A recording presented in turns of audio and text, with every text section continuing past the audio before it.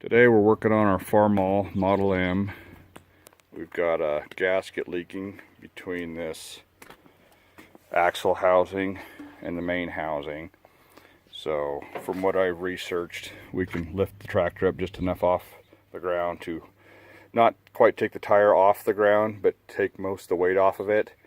Kind of a, like as you're putting it on the shaft, where it's just enough when you put the tire back on the shaft. Anyway, so we're going to do that, and I'm going to unbolt that housing, try to slide it out just enough. You know, probably only need a ½ inch or an inch. First thing we're going to do here is drain the housing. This holds 13 gallons when everything's full. Not sure how much we're going to get out of it. It's real clean, I'll probably keep it, but if it's not, we'll toss it. Getting her drained out. The oil does not look very good, so we're going to not be reusing that. So you can see it coming out there. It's pretty ugly looking.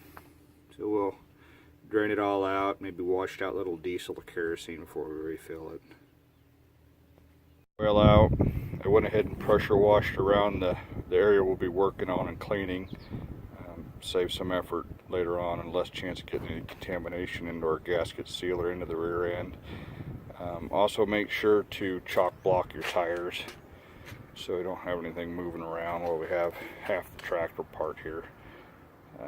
This is my block setup, so I've got that all cribbed up to support the tractor completely, and then I've got the jack which I lifted up, and that might come in handy to help line the axle up as it comes in and out. I don't know, with the bottle jack it's not going to have any side motion, but so we just barely have any weight on that outside tire here. So we'll loosen these bolts up, see how it feels, see if they've got any movement. Might have to adjust the height a little bit to see, to get the right balance to get that housing to come out, or it might be welded on there from age. So we'll see what kind of fight we're in for. So I've got all the bolts loosened up. The housing's already starting to separate, which is good, but it's separating a little more on the top, which means I don't probably have as much weight on the tire as I should have. So I might adjust that in a little bit. But what I'm going to do right now is I'm going to take out a couple of the original bolts. I'm going to slide in a couple of these bigger or longer ones rather, and that way these can stay in and the housing and everything will stay in alignment, but it'll give us our gap to work in.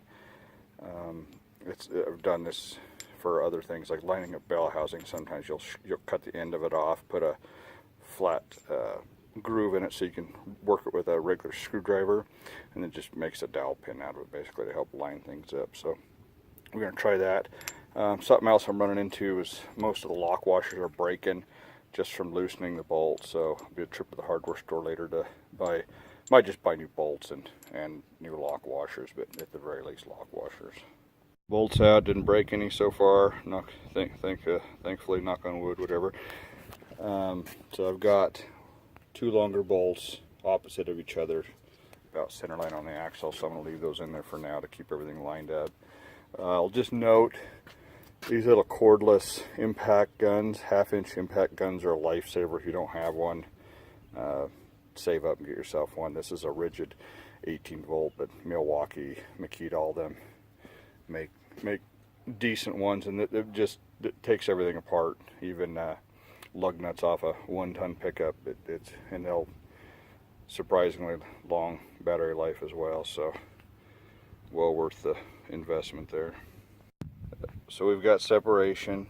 Most of it was from kind of manipulating this bottle jack around, just kind of taking the weight up and down, and it kind of worked that gap. We've got about a ½ inch there or so, so I'm gonna try to do it with that much space, see if I can get a scraper and razor and all that stuff get that old gasket completely out of there, then get it good and clean, and then we'll see about putting it back together. So as most quick fixes go, as you probably know, one thing leads to another.